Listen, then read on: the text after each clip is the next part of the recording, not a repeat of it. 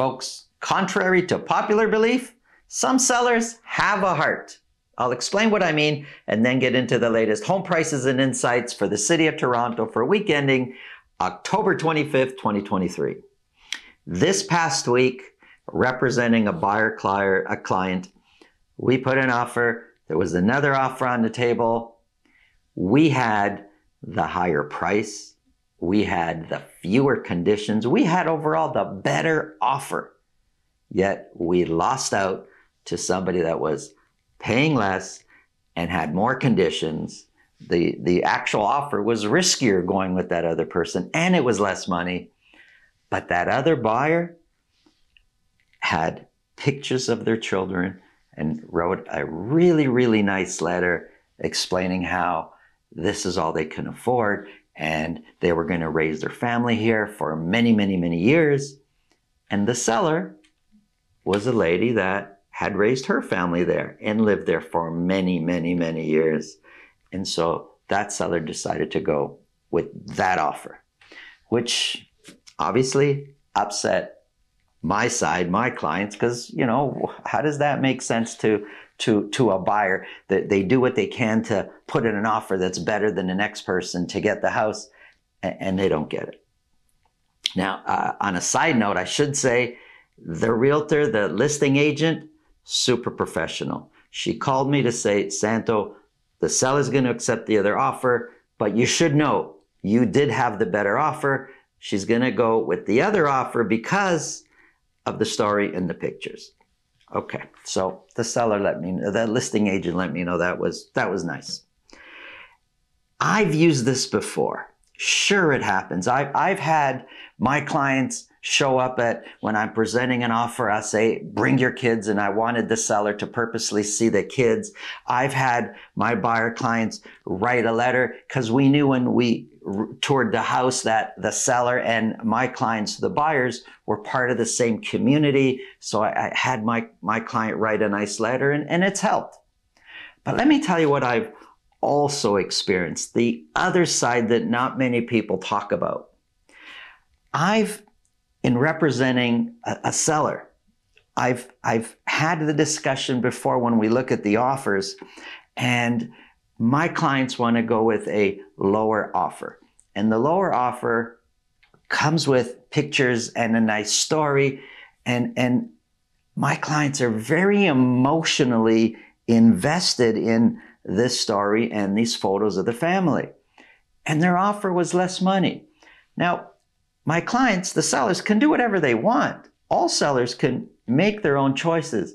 But as a consultant, which is how I see my role, I've got to advise them, and I've got to remove all emotion. Sure, it's a nice story, but I've got to let my sellers know that my job is to talk to them about which of the offers I feel have a better chance of actually closing. I got to talk about that, regardless of the emotion that's attached to it.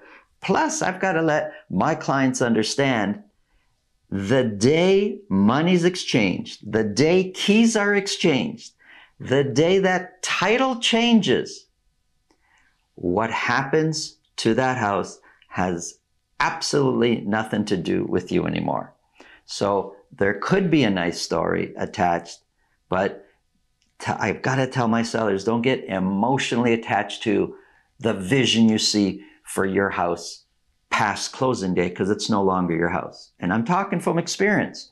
We sold a house, and based on a family's going to be raised there, and they were going to have all these wonderful memories. And my clients were very emotional about that because that's what they did. They owned that house for many years, had their kids there, had grandchildren there, and it was just, wow, we can give it to that family, even though it's a little bit less money. My clients felt so good about that, opposite to what my consultation was about. It was about, sometimes the money, better closing date, better conditions, but my clients still went with the other offer that was less. Next thing I know, I'm getting a call from my clients telling me, the house we sold, it's now being rented out in 3 different levels, and it became an investment property, and the family never actually moved in. How do we know? Well, my clients still have ties to the neighbors in the communities. It's the neighbors calling my clients saying, the house you sold, here's what happened. And it upset my clients. But they were emotionally attached, and emotionally attached beyond closing date, and they have absolutely no control of what happens. I've seen that. I've seen it where same idea, beautiful story comes in with photos, the sellers go for the lower offer, 6 months, a year later, the house is back on the market, fully renovated, and it turns out it was a flip the whole time. Now, look, you can get the stories that are actually true and accurate, and you can get the stories that are just really trying to take advantage of the seller's heartstrings, and they're just pulling on the heartstrings to get the deal. I don't know in my case that we just lost on whether it's real or whether it's not. I just know the results. Sometimes it's real and sometimes it's not. And some sellers are very, very much involved in the emotion side of the sale, which we don't talk about often. It's the buyer being emotional. Sometimes it's the seller also. So just be careful. What's written down is not always the reality. And what people promise what they're going to do with the home is not always reality. And you've got no control past closing date, whatever happens to the house. So focus on what's going on right now. Make your decision based on that. If you think this video can help somebody, pass it along. If you get value from what we're talking about, subscribe. And if you want to speak with me about your real estate situation, selling, buying, it's really simple. Below this video in the description, there's a link to my calendar. Click on that, book a time that's convenient for you, and we'll talk about whatever's on your mind. Now, let's get into the numbers.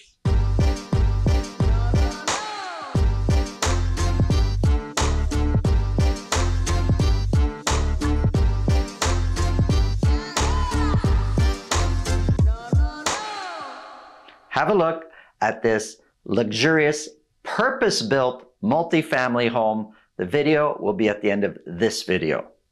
So more and more properties are unsold. The amount of properties available for sale is increasing. If you're a buyer, way more choices. If you're a seller, way more competition than ever before. You figure all that should be bringing prices down. Not in every case. Let's get into the numbers.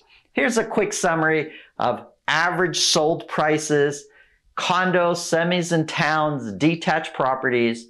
And you could see, detached has been trending down 1 week to the next, though prices went up. Condos have been going down. Semis and towns bouncing around all over the place here. We're going to start off with detached.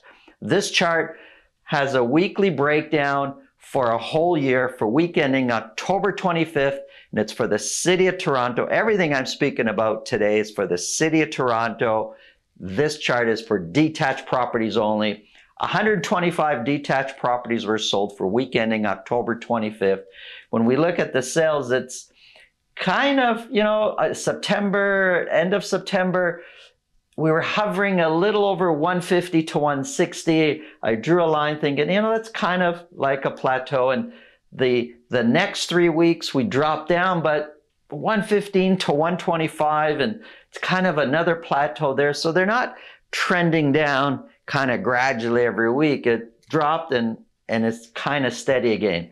Of the 125 that sold, 26 of those were at $2 million or more, which is in line to what we've been selling as far as luxury properties go the last 3 weeks, 26, 27, 26. So that's right in line. Now prices from 1 week to the next, to October 25th, average prices went up by a bit. It's now sitting at $1,659,000. But if you kind of look, here's where prices were in the summer and now the fall or after Labor Day, let's say. Prices are a bit higher than what they were before. So there's way more choices now when it comes to properties, but it didn't necessarily bring prices down when we're talking about City of Toronto detached properties. $1,659,000 is 1% lower than where the price was a year ago for the same week. The median price is 12% higher than what it was a year ago for the same week. Of the 125 that sold, 46% sold at list price or more. There was a time where we were in the 50s, 60s, 70s, and that percentage has come down, but now it's been slightly below 50% for a little while now. So it's still somewhat competitive out there. Listings peaked at 528 in 1 week, and they almost every week they've been dropping. However, because sales are not increasing, and this is a lot of listings coming onto the market, active listing jumped up and has been gradually increasing. This chart is for 3 months.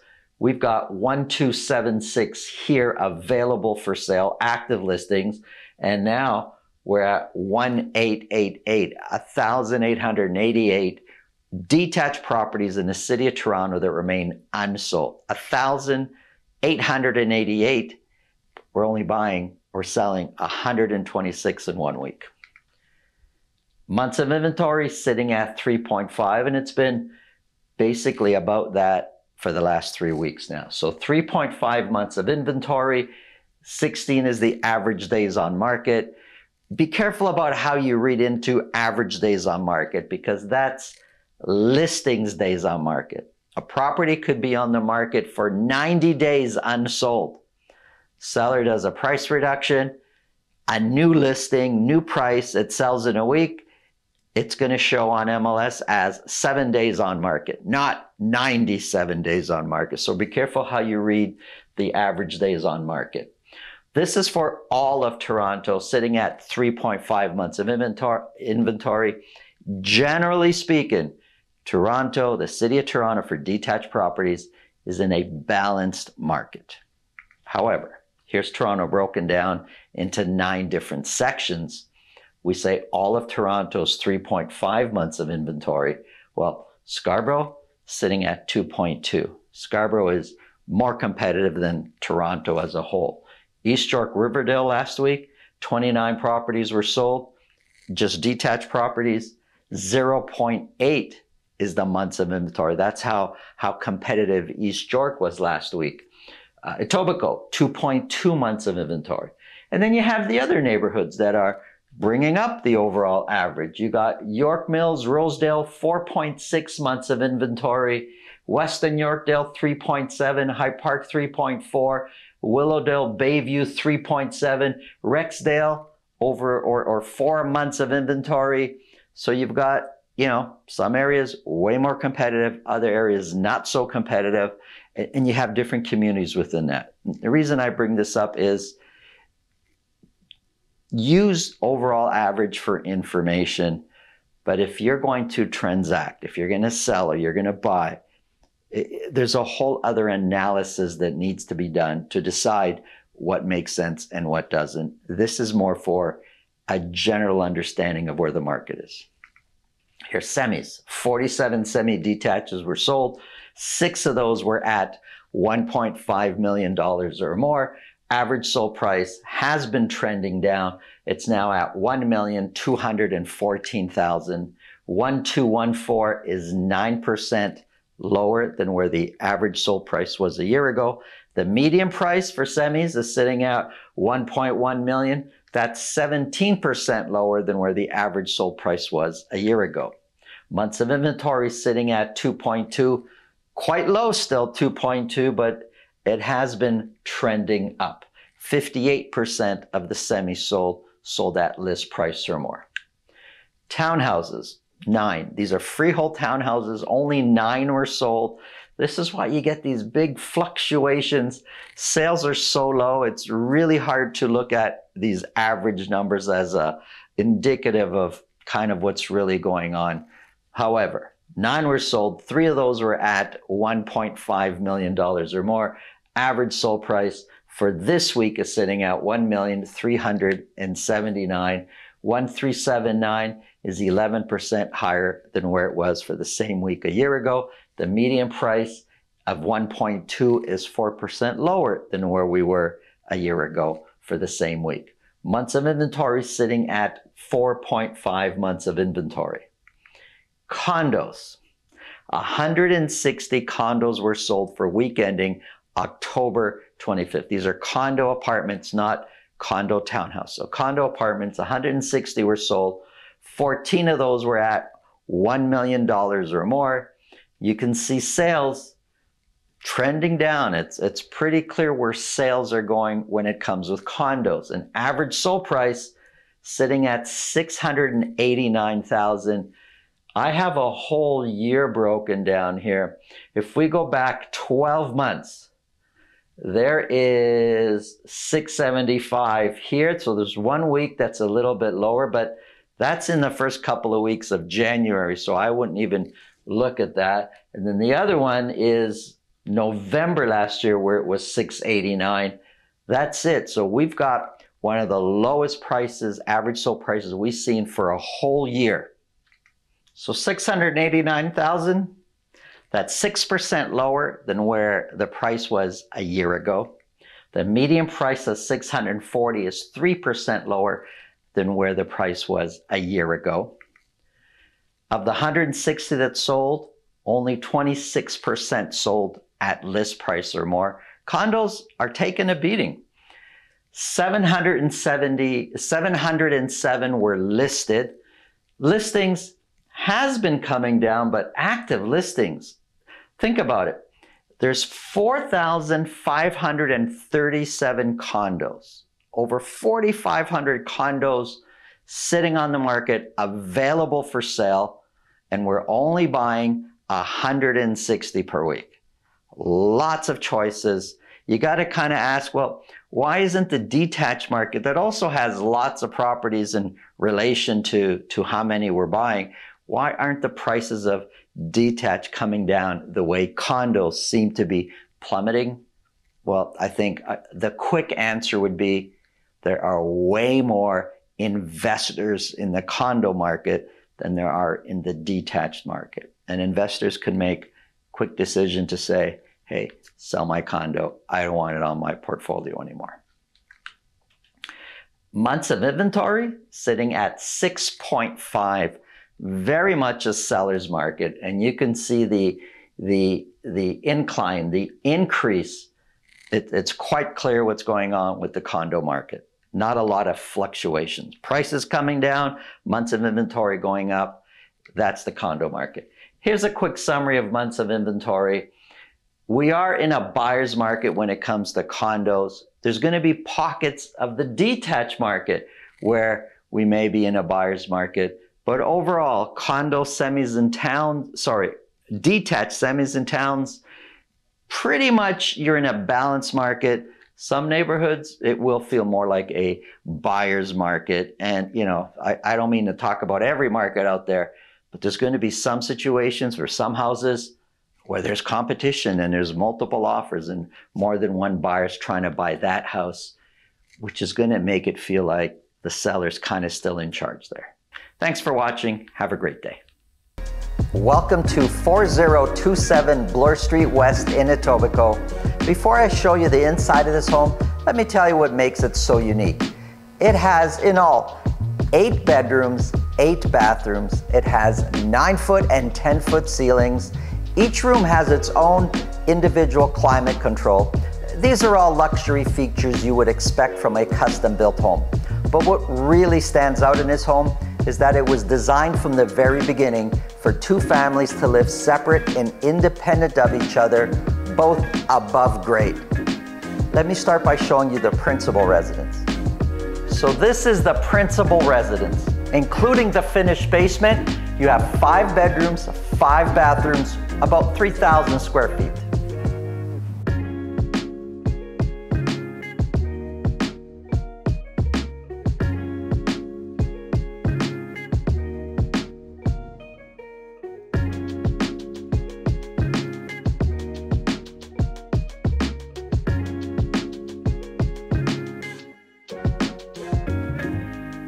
So here's the finished basement.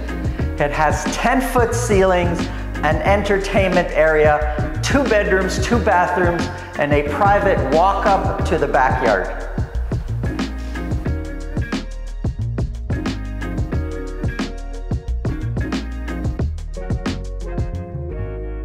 So this is the private, self-contained, luxurious secondary suite with 3 bedrooms, 3 bathrooms. Have a look.